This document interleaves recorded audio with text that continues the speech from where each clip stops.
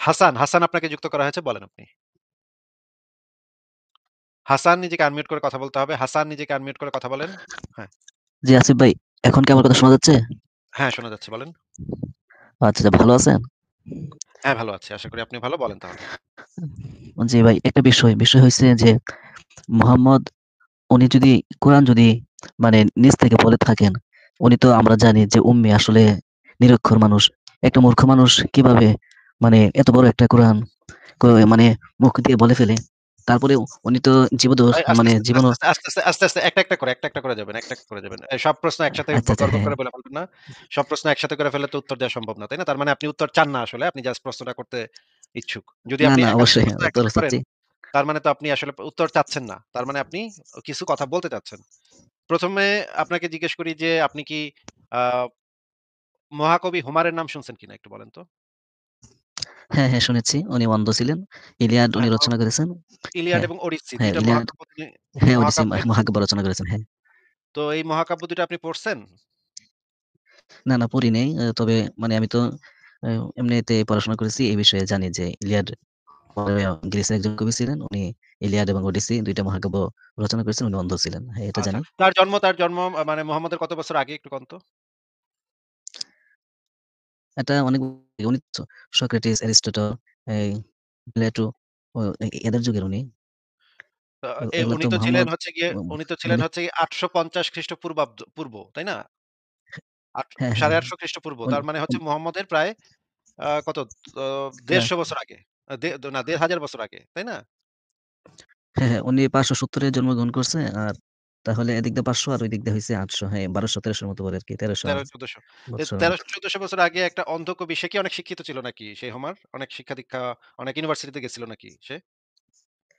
না, না, ইউনিভার্সিটি যায় নাই। উনি তো ও এমনি তো একটা গল্প বলা যায়। ঠিক আছে? কিন্তু কিন্তু এই মানে এই গল্প এই তো তো এই গল্প তো এইটা ইলিয়াড ওডিসির মানে মানে বিশালতা তো কোরআনের থেকে মানে ১০ টা কোরআন একত্র করলে ইলিয়াড ওডিসির সমান হবে না তো ভাই। ইলিয়াড ওডিসি তো বিশাল এবং আচ্ছা ভাই, ক্যারেক্টারের আমি সংখ্যা পড়ি তো নাই। বিশাল। আসলে জানি না। ওকে, ইলিয়াড আচ্ছা এবং ক্যারেক্টার ওডিসির এমনি তো ক্যারেক্টারের যে প্রত্যেকটা ক্যারেক্টারের যে ঘটনা, শুধুমাত্র ওডিসিয়াসের যে ঘটনাগুলা, সেই ওডিসিয়াসের ঘটনাই তো হাজার, হাজার শত, শত ঘটনা। বিভিন্ন জায়গায় ঘুরতেছে, বিভিন্ন জায়গায় সমুদ্রে যাইতেছে, এই জায়গায় যাইতেছে, সেই জায়গায় সেই দ্বীপে গিয়া পৌঁছাইতেছে। এখানে গিয়া যুদ্ধ হইতেছে, ওইখানে গিয়া মারামারি হইতেছে, ওইখানে গিয়ে একটা বিপদে পড়তেছে, পাহাড়ের গুহার চিপায় গিয়া মানে লুকায় থাকতে হইতেছে। এক দ্বীপে গিয়া দেখে এইটা এই অবস্থা, আরেক দ্বীপে গিয়া দেখে এরকমের একটা দানব। এটা তো বিরাট কাহিনী। তো এই রকমের একটা অন্ধ অশিক্ষিত বেড়া এটা লিখলো কেমনে ভাই? এটা তো আচ্ছা ভাই, আমি আপনাকে একটা বিষয় ক্লিয়ার করে নিই আগে, হ্যাঁ? এটা এটা আমি এটা আমার যেটা যে প্রশ্ন করি কনফিউশন গুলো ভাই, আছে এখান থেকে ভাই আপনার কাছ হাসান ভাই, থেকে আমি প্রশ্নের হাসান মাধ্যমে ভাই, হাসান হ্যাঁ, ভাই আপনাকে যেটা জি, প্রশ্ন জি। করি জাস্ট সেটার আগে উত্তর দেন। পরে বাড়তি কথা পরে শুনবো নে। আগে একটু উত্তর দেন যে এইরকম আচ্ছা, ইলিয়াড আচ্ছা, আচ্ছা। ওডিসি এত একজন অন্ধ কবি যে যারও তো কোনো এরও তো নিশ্চয়ই কোনো পড়াশোনা ছিল না। এ তো নিশ্চয়ই স্কুল কলেজে যায় নাই। তাহলে এই বেটা এরকমের একটা মহাকাব্য কেমনে লিখলো ভাই? বিষয় হইছে আমাদের গ্রামে বা গঞ্জে আমাদের অনেক মুরুব্বিদেরকে পাওয়া যায়। আসলে তারা দেখবেন অনেক গল্প করতে পারে। অনেক গল্প নিজে, নিজে বানিয়ে বলে। তো উমারও তো এমন হতে পারে উনি এই যে গল্পগুলা বানিয়ে বলেছে। তো এগুলা তাই বলে এত অন্যদের বিরাট মাধ্যমে তাইলে বলে লিখেছে। এত বিরাট তাই বলে এত বিরাট গল্প এবং গল্পগুলা খুবই চমৎকার। আপনি যদি শুধুমাত্র ইলিয়াড পড়েন, তাইলে ইলিয়াড পড়লে দেখবেন আপনি চমৎকার অসাধারণ গল্প। এটা নিয়ে এখন পর্যন্ত সিনেমা বানায়। এখন পর্যন্ত হলিউডে ওখানে কি সিনেমা বানানো হয় ওখানে সেটার কি উপর ভিত্তি ওখানে করে। কি ওখানে কি কোনো শাসন প্রণালী যেমন আমরা গ্রিক যে দার্শনিকগুলো আছে সক্রেটিস কিংবা অ্যারিস্টটল তাদেরকে বইগুলো পড়লে আমরা একটা নগরাষ্ট্র সম্পর্কে জানতে পারি। তারপরে যে আইন কানুন এগুলো আছে, ঠিক আছে? তো উনার ইলিয়াড বা ওডিসির ভিতরে কি মানে আইন কানুন, নৈতিকতা, হ্যাঁ, নীতি-নৈতিকতা এমন দিক তো নীতি-নৈতিকতার অসংখ্য জিনিস আছে ইলিয়াড ওডিসির ভিতরে। নীতি-নৈতিকতা দেবতাদের নীতি-নৈতিকতা কেমন ছিল, সেই সময়ে তৎকালীন সময়ে মানুষের নীতি-নৈতিকতা কেমন ছিল, কি আইন কানুন ছিল, এগুলো অসংখ্য জিনিস আছে। আপনি আপনি পড়ছেন ইলিয়াড ওডিসি সেটা আগে একটু বলেন তো? না, না, আমি পড়ি নাই। আগেই তো বলেছি পড়ি নাই। তাইলে তাইলে তো আমি আপনার জাস্ট একটু নাম বইটা দেখা শুনেছি। উচিত। আচ্ছা, এবার ২য় প্রশ্ন হচ্ছে রামায়ণ কত সালে লেখা হইছে ভাই? রামায়ণ তো এটা তো পৃথিবীর সবচেয়ে প্রাচীন মহাকাব্য। কত বছর আগে? মুহাম্মদের তো বাপেরও জন্মের অনেক অ্যা আগে, তাই না? তো হ্যাঁ, রামায়ণের ভিতরে তো এটা হচ্ছে রামরাজ্য, অনেক আগে। রামরাজ্য গঠন হবে, সেখানে শাসন প্রণালী কিরকম চলবে, সেগুলো তো বহু আগে থেকেই মানুষজন লিখে ফেলাইছে নাকি? জি, জি। তাহলে কেমনে লিখলো ভাই? যদি আল্লাহ না কয় তাহলে কেমনে লিখলো ওই বেটায়? এরকম মানে একটা অশিক্ষিত মানে রামায়ণ যার ওই সময় রাম নিশ্চয়ই স্কুল, কলেজ, ইউনিভার্সিটি নিশ্চয়ই ছিল না। বিভিন্ন জায়গায়, জায়গায় স্কুল, কলেজ, ইউনিভার্সিটি নিশ্চয়ই দিয়া বইসা রয় নাই কেউ। তো ওই বেটা কেমনে আচ্ছা লিখলো? রামায়ণ রামায়ণ তো যে লিখছে, আচ্ছা রাম রাখছে। ও কি শিক্ষিত ছিল না? আমি ওই আসলে ওর সময় তো সম্পর্কে জানি না। ওই সময় শিক্ষিত হইব কেমনে? ওই সময় তো স্কুল, কলেজ ছিল না। স্কুল, কলেজ সিস্টেম তো অনেক পরে আসছে। কেমনে লিখলো এই বেটায়? ও তা তা তাহলে অধ্যয়ী হলো কিভাবে এত বড় গ্রন্থ? লিপিবদ্ধ তো পরে এত যারা প্রশ্ন। আসছে, যারা পরে আসছে তারা সেই পুরনো মানে গল্পগুলা শুনে, শুনে লিপিবদ্ধ করছে। কিন্তু যেই বেটা বলছে সেই বেটা তো নিশ্চয়ই স্কুল, কলেজ, ইউনিভার্সিটিতে গিয়া পড়ালেখা কইরা এগুলো লেখে নাই, তাই না? হ্যাঁ, হ্যাঁ, তা ঠিক। যেহেতু তাইলে স্কুল কলেজ তখনকার সময় ছিল না তখন মহাভারত কে লিখছে? মহাভারত কে লিখছে ভাই মহাভারত? বেদ সম্ভবত। আমি কি ঠিক ওই বলছি? বেটা ওই বেটা তো যেই বেটাই লিখুক না কেন, যে ওই বেটা তো আর নিশ্চয়ই স্কুল, কলেজ, ইউনিভার্সিটি পাস করে গিয়া তারপর লেখে নাই। তো এই এতগুলা মহাকাব্য, এতগুলা বিভিন্ন গ্রন্থ, আইন কানুন, বিচার, যুদ্ধ কেমনে হইব, যুদ্ধের সময় কি, কি জিনিস ব্যবহার করব, কে কারে মারবো, মানে নীতি নৈতিকতা, কৃষ্ণ মানে অর্জুনরে কইতাছে যে এইটা হইলে এটা ন্যায় হইব, সেটা হইলে সেটা অন্যায় হইব। এত কথা মানুষে কেমনে লিখলো ভাই? হ্যাঁ, এটাও প্রশ্ন আসলে। এত কথা উনার তার মানে নিশ্চয়ই এই তাইলে ম ওই ম যে কোরআন মানে অশিক্ষিত মুহাম্মদে কোরআন কইছে এটা, যদি আল্লাহ ছাড়া এটা ব্যাখ্যা করা না যায় তাহলে তো এগুলোরও ব্যাখ্যা করতে হবে, এগুলা নিশ্চয়ই আল্লাহ কইছে। সব ইলিয়া সমস্ত প্রাচীন মহাকাব্য, সমস্ত প্রাচীন। আচ্ছা, আর্কিমিডিসের নাম শুনছেন? আর্কিমিডিস? আর্কিমিডিস না শুনি নাই, এটা শুনি নাই। প্রাচীন গ্রিসের একজন বিজ্ঞানী। উনি ১ম এ হাইড্রোলিক প্রেশার আবিষ্কার করছে এবং আরো অনেক কিছু আবিষ্কার করছে। সেই বেটা তো আর এত শিক্ষিত ছিল না। সেই বেটা এত মানে তখন তো আর স্কুল কলেজ কিছুই ছিল না। এই বেটা পারল কেমনে এই হাইড্রোলিক প্রেশার মানে ইয়াটা তৈরি করল কেমনে? যেটা দিয়ে মানে অনেক ভারী জিনিস উঠানো যায় সেটা বানাইলো কেমনে? আসলে গ্রিসের কিন্তু অনেক বিজ্ঞানী ছিল। তখনকার সময়ে উনারা যে ১ম মানচিত্রটা আবিষ্কার করেছে, ভৌগোলিক যেই মানচিত্র। বেটা ১ম বিজ্ঞানী ছিল, জি। যে বেটা ১ম বিজ্ঞানী ছিল সেই বেটায় বিজ্ঞান বিজ্ঞানের জিনিস পাইলো কিভাবে? বিজ্ঞানের দেশ পাইলো কিভাবে আসলে এটা তো আমার চেয়ে আপনি অনেক ভালো জানেন আসলে। তো তারা তো আসলে এই যে একটা জিনিস নিয়ে গবেষণা তাইলে আপনি আপনি করছে যদি হয়তো। আপনি যদি হ্যাঁ, গবেষণা করছে হয়তো। তাইলে আপনি তো হ্যাঁ, এটারে এইভাবে ব্যাখ্যা করেন নাই। নিশ্চয়ই তাইলে আল্লাহ তারে শিখাই দিছে। নাইলে তো ভাই পারলো কেমনে ভাই? আল্লাহ যদি না শিখায় তাইলে ভাই পাইলো কেমনে বেটায়, হ্যাঁ? এইটা তো আপনার ব্যাখ্যা না, হইতে না, পারে না, এখানে যে তাই না? এ এ এখানে যে আল্লাহ যে শিখাই দিত তাহলে তো আল্লাহ মুসলিমদেরকে শিখাইতে পারত। এই যে ওই ইয়া দিয়া অ্যাসিটন আ আবিষ্কার করার জন্য হাসান সাহেব সাইম ওয়াইজম্যানকে। আপনাকে আমি যে পয়েন্টটা বোঝাবার চেষ্টা করতেছি যে আপনি জি, জি, অন্যান্য সকল ক্ষেত্রে অন্যান্য সকল ক্ষেত্রে মনে করেন পিথাগোরাস তার একটা উপপাদ্য দিছে। পিথাগোরাসের উপপাদ্য, তাই না? জি। পিথাগোরাসের উপপাদ্য তো এর আগে কেউ দেয় নাই, তাই না? না, না। ইউক্লিডের জিওমেট্রি তো পড়ছেন, জ্যামিতি তো পড়ছেন। ইউক্লিডের মানে অনুস্বীকার্য এগুলো তো পড়ছেন। জি। এই ইউক্লিড দেয়ার আগে তো এই জিনিসগুলা ছিল না। যে ২ টা বিন্দুর মাঝে একটি এবং কেবলমাত্র একটি সরলরেখা অঙ্কন করা সম্ভব। এই অনুসিদ্ধান্তগুলা ইউক্লিডের আগে তো কেউ দেয় নাই, তাই না? হ্যাঁ, হ্যাঁ। তাহলে ইউক্লিডের আগে কেউ দেয় নাই। ইউক্লিড ১ম বার দিছে। এইটা থেকে আমরা কি এই সিদ্ধান্তে আসতে পারি যে তাইলে নিশ্চয়ই বেটা পাইলো কেমনে? নিশ্চয়ই আল্লাহ তারে কইয়া দিছে। নাইলে পাইলো কেমনে ভাই? এরকম ভাবে তো আমরা চিন্তা করি না, তাই না? হ্যাঁ, অবশ্যই না। এরকম তাইলে ভাবে ওই চিন্তা করি না আসলে যে মুহাম্মদের ক্ষেত্রে কেন শুধুমাত্র আমাদের এইভাবে চিন্তা করতে হবে যে ভাই তাইলে ভাই মানে মুহাম্মদ করলো কেমনে? নিশ্চয়ই আল্লাহ কইয়া দিছে। এইভাবে তো অন্য কোন ক্ষেত্রে তো আপনি চিন্তা করেন না, তাই না? মনে করেন নিউটন যখন ১ম গতিসূত্র দিছে, তখন তো আপনি এটা চিন্তা করবেন না যে, নিউটন বেটা পাইলো কেমনে? নিশ্চয়ই আল্লাহ কইয়া দিছে। আল্লাহ নিশ্চয়ই মানে ফেরেশতা দিয়া কইয়া দিছে। এইভাবে তো কেউ চিন্তা করে না। এটা তো কোন যৌক্তিক চিন্তা না, তাই না? হ্যাঁ, অবশ্যই। তাইলে একটা বেটা ১ম একটা কিছু লেখছে বা ১ম একটা বই লেখছে বা একটা কথা লেখছে, সে তখন আমাদের মাথায় কেন এটা আসবে যে নিশ্চয়ই আল্লাহ কইয়া দিছে, নাইলে এটা হইলো কেমনে? এরকম তো চিন্তা কারো মাথায় মানে কোন যুক্তিবাদী মানুষের মাথায় তো আসতে পারে না, নাকি? না, না, যুক্তিবাদী মানুষের মাথায় আসবে না। যারা আসলে ধর্ম বিশ্বাস করে যদি তারা এইটা নিয়ে যদি একটু আমা ভাবে যে যদি প্রত্যেকটা ধর্মের। যদি আমরা এটা নিয়ে অবাক হইতে পারি যে হ্যাঁ, বলেন। ওয়াও! মহাকবি হুমার এত বড় একটা মহাকাব্য লিখছে। বাপরে বাপ! সে তো অন্ধ ছিল। কেমনে লিখছে ভাই? তাই তো? সাংঘাতিক ব্যাপার তো কেমনে লিখছে তাইলে? বাপরে বাপ! এইটা আমরা বলতে পারি। কিন্তু আমরা তো এটা বলতে পারি না যে, ও তাইলে তো মহাকবি হুমারের কাছে নিশ্চয়ই আল্লাহর মানে ফেরেশতা আয়া আরে কয়া গেছে। এইভাবে তো আমরা কেউ কখনো চিন্তা করি না। এখন এটা হচ্ছে ১ নাম্বার কথা। ২ নম্বর কথা হচ্ছে মুহাম্মদ যে একেবারে অশিক্ষিত ছিল সেইটা কি আপনি গ্যারান্টি দিয়ে বলতে পারেন? না, না, এটা আমি গ্যারান্টি দিতে পারি না। তবে শুনেছি, ইতিহাসে পড়েছি। এই আচ্ছা যে ঠিক আছে। ইসলামিক তাহলে আপনি ইতিহাসগুলো একটু আছে না? ইসলামের ইতিহাস এই হাদিসটা একটু পড়ে পড়েছি শুনান। এগুলো। এই যেমন হুদায়বিয়ার সন্ধিতে আছে না? এখানে কিন্তু আলী কিন্তু হযরত আলী কিন্তু স্বাক্ষর করেছিল। ঠিক আছে? সন্ধি যে চুক্তিপত্র ছিল। তো হুম, হুম। এগুলোর মাধ্যমে প্রমাণ হয় যে উনি শিক্ষিত ছিলেন না।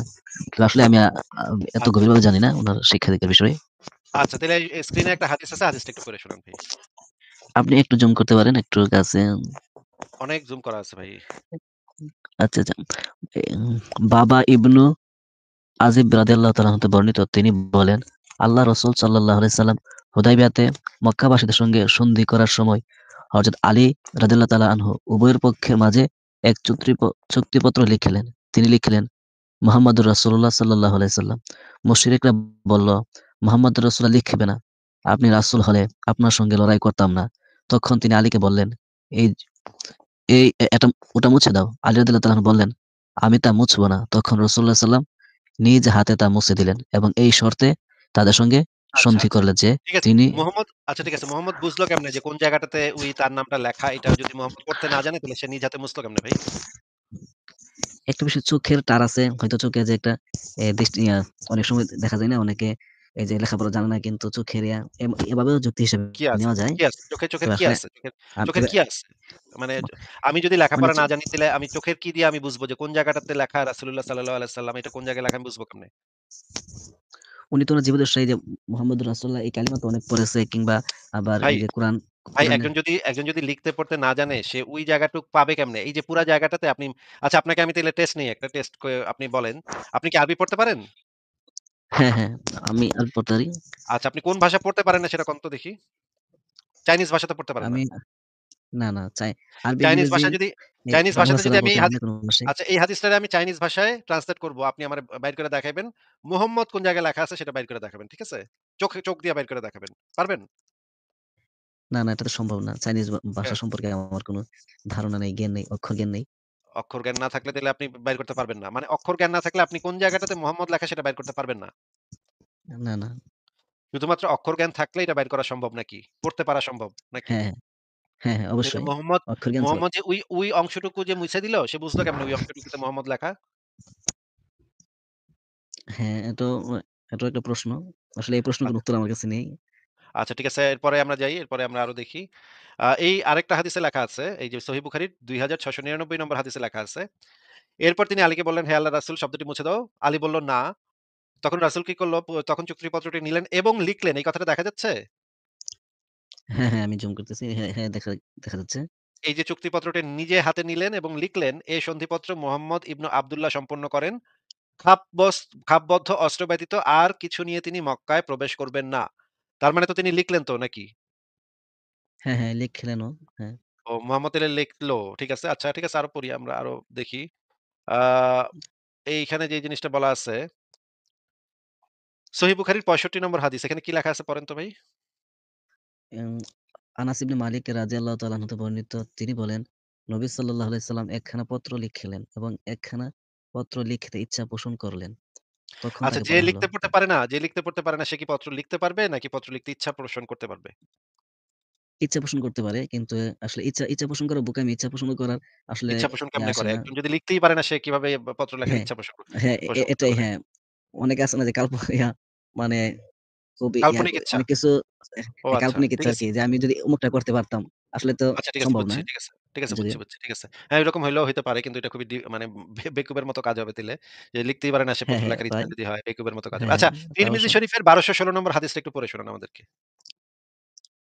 আব্দুল মাজিদ ইবনু ওহাব রহমতুল্লাহ হতে বর্ণিত আছে তিনি বলেন, আবদা ইবনু খালিদ ইবনু হাওয়া হাউজা রাদিয়াল্লাহু তাআলা আনহু আমাকে বললেন, যে চুক্তিপত্র রাসূল সাল্লাল্লাহু আলাইহি সাল্লাম আমাকে লিখে দেন তা কি তোমাকে পড়ে শোনাবো? আচ্ছা এখানে আচ্ছা, যেই আচ্ছা কথাটা হ্যাঁ, বলছে এই বুঝতে কথাটার পারছি। মানে কি ভাই? মানে রাসূল সাল্লাল্লাহু আলাইহি সাল্লাম আমাকে যে চুক্তিপত্রটা লিখে দিছেন এটাকে আমি তোমাকে পড়ে শোনাবো? আচ্ছা। মানে এই ঠিক লোকটাকে আছে এটা রাসূল এক লক্ষ। একটা চুক্তিপত্র লিখে দিছে। হ্যাঁ, আচ্ছা, আচ্ছা ঠিক আছে। মোহাম্মদে লিখে দিছে। ঠিক আছে। আরো আমরা হাদিস পড়ি। হ্যাঁ, আরো হ্যাঁ। এই হাদিসটা একটু পড়েন তো সহিহ বুখারী ইসলামিক ফাউন্ডেশন ১১৫ নম্বর হাদিস এটা একটু পড়েন জোরে, জোরে। ইয়াহয়া ইবনু সুলাইমান রাহমাতুল্লাহ হতে বর্ণিত, ইবনু আব্বাস রাদিয়াল্লাহু তাআলা হতে বর্ণিত তিনি বলেন, নবী সাল্লাল্লাহু আলাইহি সাল্লামের রোগ যখন বেড়ে গেল তখন তিনি বললেন, "আমার কাছে কাগজ কলম নিয়ে এসো। আমি তোমাদের এমন কিছু লিখে দিব, যাতে পরবর্তীতে তোমরা ভ্রান্ত না হও।" ওমর রাদিয়াল্লাহু তাআলা আনহু বললেন, "রাসূল সাল্লাল্লাহু আলাইহি সাল্লামের রোগ যন্ত্রণা প্রবল হয়ে গেছে। এমত অবস্থায় কিছু বলতে বা লিখতে তার কষ্ট হবে। আর আমাদের কাছে তো আল্লাহর কিতাব রয়েছে, যা আমাদের জন্য যথেষ্ট।" এতে সাহাবীগণের মধ্যে মতবিরোধ দেখা দিল এবং শোরগোল বেড়ে গেল। তখন রাসূল সাল্লাল্লাহু আলাইহি সাল্লাম বললেন, "তোমরা আমার কাছ থেকে উঠে যাও। আমার কাছে ঝগড়া বিবাদ করা উচিত নয়।" এ পর্যন্ত বর্ণনা করে ইবনে আব্বাস রাদিয়াল্লাহু তাআলা আনহু যেখানে বসে হাদিস বর্ণনা করেছিলেন, সেখান থেকে একথা বলতে, বলতে বেরিয়ে গেলেন যে, হায় বিপদ! সাংঘাতিক বিপদ! রাসূল সাল্লাল্লাহু আলাইহি সাল্লাম এবং তার লেখনীর মধ্যে যা বাদ সেধেছে। আচ্ছা এই হাদিস যে আপনি আচ্ছা, পড়লেন এটার অর্থটা আমাদের একটু বুঝায় দেন তো। মোহাম্মদ কি বলছিল ১ম এ? মৃত্যুশয্যায়? মানে আমার কাছে কিছু কাগজ নিয়ে আসো। আমি তোমাদেরকে এমন কিছু লিখে দিব যাতে তোমরা পরবর্তীতে ভ্রান্ত না হও। মানে উনি এমন কিছু লিখে দেবে যাতে পরবর্তীতে তারা এই বিষয়ে মানে খুব যেকোনো একটা বিষয় হয়তো এই বিষয়ে খুব ক্লিয়ার হবে। অথবা উনার জীবন দশায় হয়তো কোনো কিছু উনি গোপন করে রেখে গেছেন। এমন হতে পারে। আচ্ছা, আসলে ঠিক আছে। I don't know বিষয়টা। কোন একটা কিছু লিখে দিতে চাইছিল মোহাম্মদ মরার আগে নাকি? হ্যাঁ, হ্যাঁ, হ্যাঁ, এমনটাই। লিখবো কেমনে ভাই? এ তো মানে মূর্খ নাকি মূর্খ ছিল মানে অক্ষর জ্ঞান নাই তাইলে লিখবো কেমনে ভাই? যদি কাগজ নিয়ে আসতে কইবো কেন? কাগজ কলম কেন আনতে কইবো? যে বেটা লিখতেই পারে না বেটা কাগজ কলম আনতে কইবো কে? আচ্ছা বিষয়টা হচ্ছে এই হাদিসগুলোর দ্বারা বোঝা যায় আসলে উনি লিখতেন এবং জানতেন, লিখতে পড়তে জানতেন। আসলে কেউ যদি পড়তে না জানে সে তো লিখতে জানবে না। আর আচ্ছা, লিখতে যে জানে, পড়তে যে জানে সে তো আসলে মূর্খ না। হ্যাঁ। ঠিক আছে এরপরে আমরা দেখি কয়েকটা দেখি আরো কয়েকটা হাদিস পড়ি যে মানে মোহাম্মদ যে কোরআনের আয়াতগুলা লিখতো এগুলা তাইলে মানে পাইতো কোথা থেকে? কেমনে কি হইতো সেগুলো আ আমরা একটু দেখি। আচ্ছা, এই আচ্ছা হাদিসটা একটা একটু পইড়া বিষয় শোনান তো। এই হাদিসটা একটু আগে পইড়া শোনান। তারপর শুনতেছি আপনার কথা। আচ্ছা। আনাস রাদিয়াল্লাহু তাআলা হতে বর্ণিত তিনি বলেন, এক খ্রিস্টান ব্যক্তি মুসলিম হলো এবং সূরা বাকারা ও সূরা আলে ইমরান শিখে নিল। নবী সাল্লাল্লাহু আলাইহি সাল্লামের জন্য সে ওহী লিখত। অতঃপর সে আবার খ্রিস্টান হয়ে গেল। সে আমি মুহাম্মদকে যা লিখে দিতাম তার চেয়ে বেশি কিছু তিনি জানেন না। নাউজুবিল্লাহ। কিছুদিন পর আল্লাহ তাকে মৃত্যু দিলেন। খ্রিস্টানরা আচ্ছা। তাকে এ দাফন এ করল। কিন্তু পরদিন আচ্ছা ঠিক আছে হইছে ওইটুকুই হবে কাম হয়ে যাবে। এই যে খ্রিস্টান ব্যক্তি যে মুসলিম হইছিল সেই বেটা কি কইছিল মোহাম্মদের নামে কি বলতো সে? সূরা বাকারা ও সূরা আলে ইমরান শিখে নিল। না, ওই বেটা মোহাম্মদ সম্পর্কে কি বলতো? এই যে সে বলতে লাগলো আমি মোহাম্মদকে যা লিখে দিতাম তার চেয়ে বেশি কিছু তিনি জানেন না। এই কথাটার মানে কি? এই কথাটার মানে আসলে আমিও বুঝতে পারতেছি না এই কথাটার মানে। মানে মোহাম্মদ উনি যে কোরআন-টোরান কইতো ওইগুলার বেশিরভাগই মানে ওই খ্রিস্টান বেড়ায় লিখে দিত। ওই আগেরকার দিনের যে নবীদের কাহিনী এগুলা বেশিরভাগই ওই খ্রিস্টান বেড়ায় তারে লিখে দিত। ওই মোহাম্মদ গিয়া ওই কথাগুলাই ঘুরায় ফিরায় কইতো। তারপরে গিয়া ভাব নিত যে আমার কাছে ওহী আইছে। কিন্তু ওই বেটা আবার এই কথা বইলা দিছে যে, "এই বেটা মোহাম্মদ আসলে কোন নবী-টবি না। এটা ফাউল। আমি যা কইতাম সেগুলাই ঘুরায় ওরা বিভিন্ন জায়গায় কইতো।" বা এই বেটা যেহেতু খ্রিস্টান ছিল তার মানে সে বাইবেল পড়ছিল। বাইবেলের সম্পর্কে জ্ঞান ছিল তার, তাই না? হ্যাঁ, অবশ্যই। বাইবেলে ওই যে নবী রাসূলদের কথা যে লেখা আছে, মুসা নবী, তারপরে আ ইব্রাহিম, তারপরে সলোমন, দাউদ এদের কথা যে লেখা আছে এগুলা সে কইতো। এগুলা মোহাম্মদ জানতো এই বেটার থেকে যাই না, গিয়া সে মানে আয়াত-টায়াত কইরা দিত। এই বেটার অভিযোগটা ছিল, এই খ্রিস্টান বেটার অভিযোগটা ছিল যে মোহাম্মদ একটা বাটপার। মোহাম্মদরে সে লিখা দিত যেগুলা সেগুলাই সে আয়াত হিসেবে কইতো। এছাড়া এর থেকে বেশি কিছু সে জানে না। তাই না? হাসান সাহেব বলেন। হাসান আপনাকে কি জিজ্ঞেস করতেছি বলেন। কথা বলেন। হা হাসান এখন তো শব্দ শোনা যাচ্ছে তো আপনার এখান থেকে। কথা বলেন। হ্যাঁ, হ্যাঁ। আমি আপনার কথা শুনতে পাচ্ছি না অনেকক্ষণ। প্রায় মনে হয় ১ মিনিট আপনার কথা কোন কথাই শুনি নাই। এখন শুনতে পাচ্ছি। আচ্ছা তাইলে আপনার নেটের সমস্যা হইছে। তাইলে আপনার নেটের সমস্যা। আপনি কি এই অ হাদিসে যে খ্রিস্টান ব্যক্তি থেকে মোহাম্মদ বিভিন্ন নবী-টবির কথা জানতে পারত, শুনতো এগুলা এটা বুঝছেন? হ্যাঁ, হ্যাঁ, হ্যাঁ, আ বুঝতে পারছি।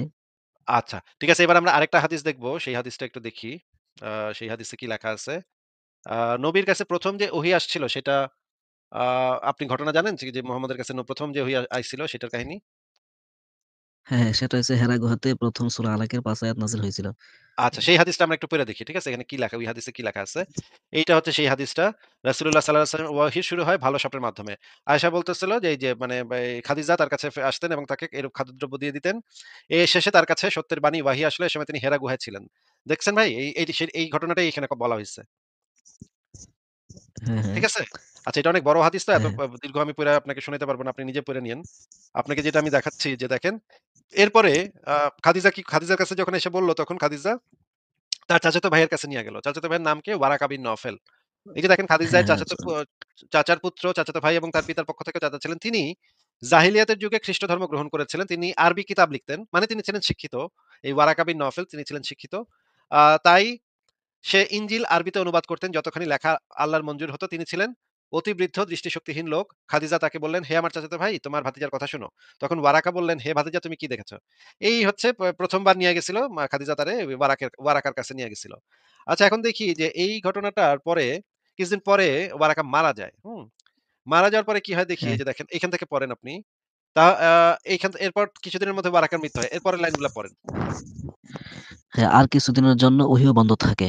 এমনকি নবী সাল্লাল্লাহু আলাইহি সাল্লাম এ অবস্থার কারণে অত্যন্ত চিন্তিত হয়ে পড়লেন।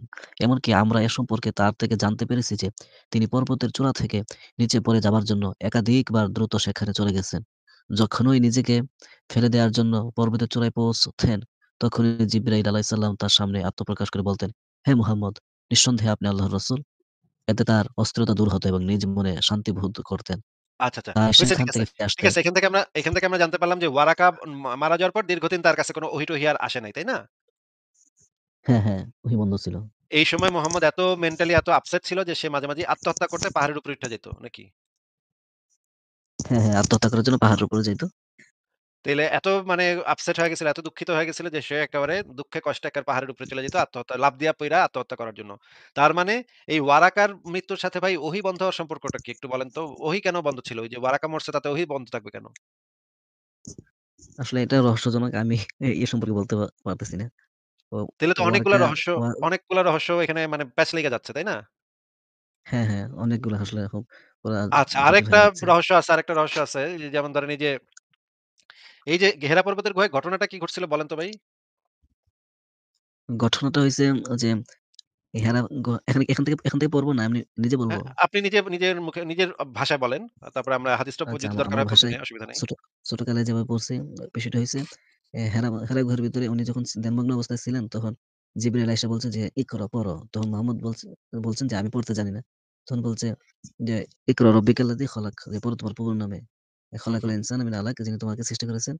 তো তাইলে এরপর কি ৫ টা ভাই আয়াত ভাই ভাই বেড়া কি ওই যে জিব্রাইল যে বেড়া আইছিল, ওই বেটা কি হাতে কইরা কোন কাগজ-টাগজ নিয়ে আইছিল যে এটা দেইখা পড়ো?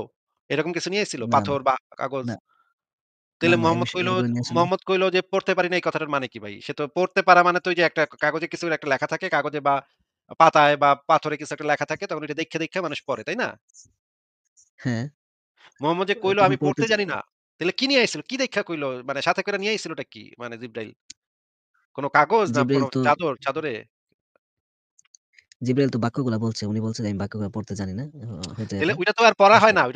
ওইটা তো ভাই মনে করেন আমি আপনারে বললাম যে, হাসান ভাই বলেন তো আ আল্লাহ, আল্লাহ, আল্লাহ।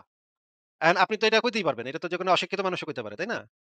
হ্যাঁ, হ্যাঁ, এইটা জানার জন্য তো পড়ালেখা করার দরকার নাই। আপনার যদি আমি বলি, হাসান ভাই কন তো দেখি, আল্লাহ, বাল্লাহ, চাল্লাহ, মাল্লাহ, কাল্লাহ। আপনি আমার সাথে উচ্চারণ করবেন, আল্লাহ, মাল্লাহ, চাল্লাহ, বাল্লাহ, কাল্লাহ। সহজ জিনিস। এটার জন্য তো ভাই পড়ালেখার দরকার হয় না। পড়ালেখা পড়তে পারার তখনই দরকার হয় শুধুমাত্র যখন ওইটা কোনো কাগজে লেখা থাকে বা কোনো একটা পাথরে লেখা থাকে বা কোনো একটা জায়গাতে লেখা থাকে, অক্ষরে লেখা থাকে। অক্ষরে না লেখা থাকলে তো সেটার সাথে পড়ালেখার সম্পর্ক নাই। উচ্চারণ করা তো যে কেউ যেকোনো কিছু উচ্চারণ করতে পারে। মনে করেন আপনার বাচ্চারা যখন আপনি ছোটবেলায় কবিতা শেখান, ছড়া শেখান, আ তাল গাছ এক পায়ে দাঁড়িয়ে সব গাছ ছাড়িয়ে বড় মানে মাথা মেলে আকাশে, হ্যাঁ?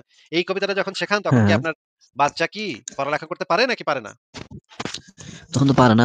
ও আসলে মুখ থেকে শব্দ শিখে, বাক্য শিখে, ভাষা এটা শিখে তো এটাই। এটা তো মানে শুইনা, কান দিয়া শুইনা ঐরকম করে বলতে হয়, তাই না? তাইরে নাইরে এহ না, হ্যাঁ, হাট্টিম হ্যাঁ। মাট্টিম টিম এগুলা তো বলতে তো কোনো পড়ালেখা লাগে না। না, না। তাইলে ওই বেড়ায় জিব্রাইল বেড়ায় কি কোনো কাগজে মানে পাথরে নিশ্চয়ই কিছু নিয়ে আইছিল। নাইলে মোহাম্মদ কেন কইব যে আমি পড়তে পারি না? নাকি? এ বিষয়ে আসলে জানি না। ছোটকালে গল্প বইয়ে পড়ছিলাম তা এতটুকুই, ওই যে আপনার মাথায় যখন একটা গল্প শুনেন তখন এই প্রশ্নগুলা এইগুলা তো ভাই স্বাভাবিক প্রশ্ন। এগুলা তো যেকোনো একটা মানুষের মাথায় একটা গল্প শুনলে এইগুলা আসা উচিত, তাই না?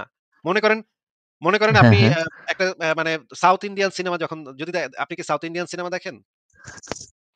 না, না, আসলে ভারত এসব হিন্দি মুভি দেখি না এগুলা। আচ্ছা। তো আপনি ভাষা ক বুঝি না তো, আপ তাই দেখা হয় না।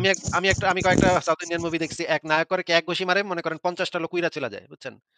বিরাট ব্যাপার, বিরাট শক্তি। এই সিনেমাগুলো দেখলেই তো আমার মনে অনেক প্রশ্ন আসে যে, এক বেড়ার ঘুষিতে ৫০ টা যায় কেমনে? ৫০ টা উড়ে কেমনে? এটা কিভাবে সম্ভব? আবার দেখি মানে একটারে ভিলেনরে ঘুষি মারে সে আবার মাটিতে টেনিস বলের মতো মানে বাউন্স খায়, বুঝছেন?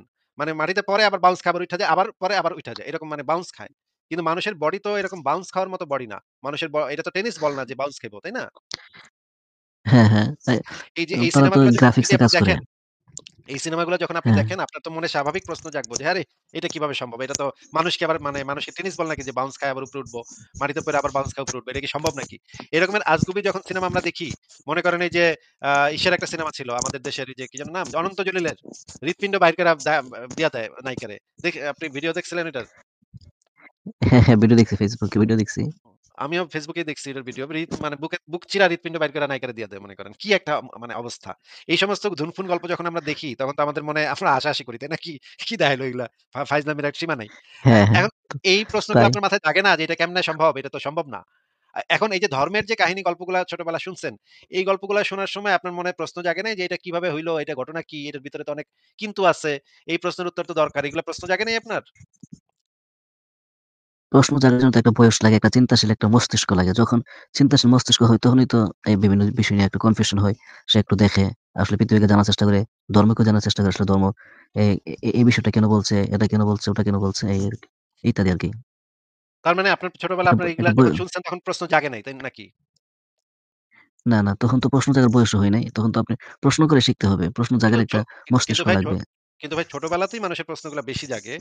ছোটবেলায় বিভিন্ন জিনিস মানুষ বেশি জানতে চায়। বড় হইলে সেই প্রশ্নগুলো আসলে কমতে ছোটবেলায় থাকে। ছোটবেলায় আসলে ধর্ম নিয়ে প্রশ্ন জাগতো না। তবে আকাশ দেখে তারপরে এই প্রকৃতি দেখে চিন্তা হতো যে আল্লাহ সৃষ্টি করছে। আল্লাহ এগুলো সৃষ্টি করছে। আল্লাহ কে সৃষ্টি করলো? এই সম্পর্কে জাগতে এই সম্পর্কে প্রশ্ন উদয় হইতো। এর বেশি আচ্ছা, কিছু না। ঠিক আছে ধর্মের বুঝছি, অন্যান্য ঠিক আছে বিষয়গুলো না। বুঝছি। স্রষ্টা কিন্তু নিয়ে শুধু হইতো। হ্যাঁ। কিন্তু ভাই এটা তো একটা স্বাভাবিক প্রশ্ন সবার মনে জাগা উচিত যে জিব্রাইল বেটা কি কাগজে লিখে নিয়ে আইছিল? নাইলে কইলো কেন যে আমি পড়তে পারি না? এটা কইলো কেন? এটা তো একটা স্বাভাবিক প্রশ্ন নাকি?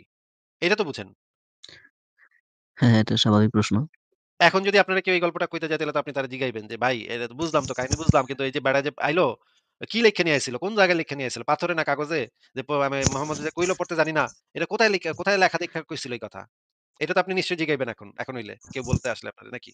হ্যাঁ, হ্যাঁ, হ্যাঁ, হ্যাঁ, এখন হইলে এটা অবশ্যই জিজ্ঞেস করা হবে। আচ্ছা। আরেকটা প্রশ্ন আছে যে এই যে জিব্রাইল যে আইলো ড্যাং, ড্যাং করে আয়া পড়লো মানে ওহি নিয়া। ওই বেটারে আল্লাহ কয়া দেয় নাই যে তুমি মূর্খ নবীর কাছে যাইতেছো, ওই বেটা পড়তে পারে না। এটা মানে জিব্রাইলের আল্লাহ পাক কয়া দেয় নাই নাকি? এটা তো জিবরাইল আল ভালো জানে বিষয়টা। না, এটা তো ফেরেশতার জানার কথা যে যেই নবীর কাছে যাইতেছি এবারে পড়তে পারে না। এটা তো জিব্রাইলের জানার কথা। এটা জানলো না কেন? সে কেন আইসা চাপাচাপি করলো? হুদাই চাপাচাপি করলো বেটারে। পড়তে পারে না বেটারে পড়তে কইলো আবার চাপাচাপি করলো। কি বেকুব নাকি? আসলে বিষয়গুলো প্রশ্নই আসলে আচ্ছা। তাইলে এটারও উত্তর পাইলাম না। এখন আমার ৩ নম্বর প্রশ্ন হইলো যে এই যে চাপ যে দিল, চাপাচাপি বুকে ধইরা যে চাপাচাপি করলো মোহাম্মদরে। এই চাপাচাপির ফলাফল কি হইছিল? মোহাম্মদ কি এরপরে পড়তে শিখছিল? হ্যাঁ, চাপে দেওয়ার পরে উনি এই সূরা আলাকের ৫ আয়াত পড়ছে। কো কো মানে সূরা মানে এরপরে কি সে পইড়া ফেলাইছে? মানে তার আ সে হচ্ছে গিয়ে শিখা ফেলাইছে, পড়ালেখা শিখা ফেলাইছে এরপরে? হ্যাঁ, তাই তো।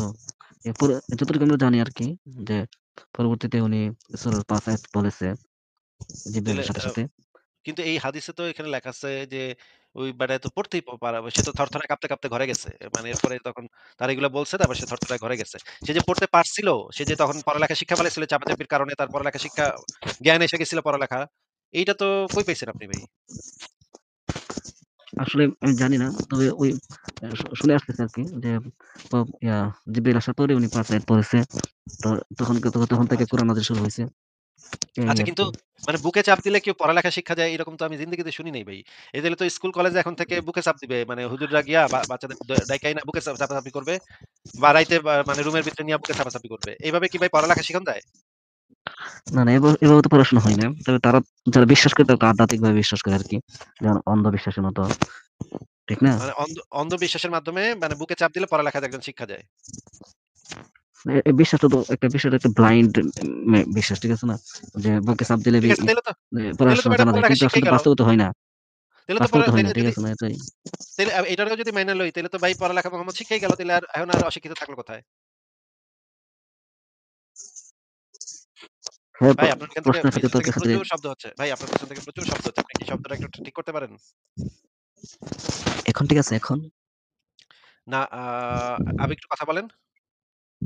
এখন ঠিক না আছে? ভাই, না ভাই আপনার পেছন থেকে প্রচুর শব্দ হচ্ছে। আপনাকে আজকে তাইলে আমরা বিদায় জানাই। আপনি আবারও যুক্ত হেন। এই শব্দের ভিতরে কথা বলা খুবই কঠিন ভাই। এইভাবে কথা বলাটা তো সম্ভব না। আপনাকে তাইলে আজকে বিদায় জানাই। আপনার মানে সাউন্ড-টাউন্ড ঠিক হইলে আপনি পরে আরেকদিন যুক্ত হেন বা আজকেও পরে শেষের দিকে যুক্ত হইতে পারেন। আ যারা দর্শক আছেন তারা যদি এই যে বিষয়টা নিয়ে কথা বলতেছিলাম সেই বিষয়ে যদি কেউ কোন কথা বলতে চান তাইলে আপনারা এখানে চলে আসতে পারেন। আমি পরের জনকে যুক্ত করি তাহলে। আ